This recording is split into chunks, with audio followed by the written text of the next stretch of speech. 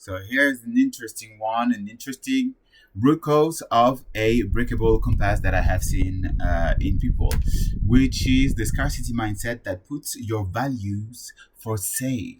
And the thing is that the pattern goes as such. So you believe that resources are limited, and so fair enough. And so you fear of not having enough. Limited, you won't have it, so therefore you won't have enough, and the decisions are then made out of fear or in competition. I won't have enough of fear, or I need to compete to get that resources, that small resource. And then your values of generosity and integrity seem too expensive. It's like it's a higher cost to be generous or to have integrity, and there is not enough resource, and therefore I need to discard those. So um you are in survival mode when you are like this. It's like you don't have enough food. You don't have enough food. You need to spare it. You need to spare it. Absolutely, you cannot be generous about it. And this is how, when you are in survival mode, your values, like, you cannot. It seems like you cannot afford to live by your values when you are highly stressed. It's like, no, this is, I cannot abide by my values. It's impossible.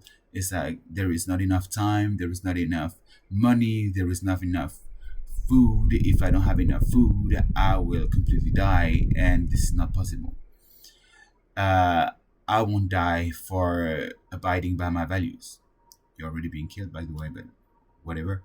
So you tell yourself that values like being generous or honest will happen only when you feel safe. So if you reduce the stress, you can then feel generous, or you can then feel that you can afford to abide by your values. So reducing stress and anxiety is a way.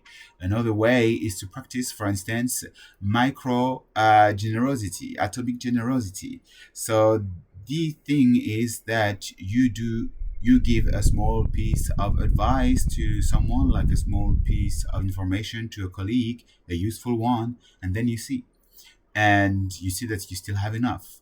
And the same goes for a genuine compliment.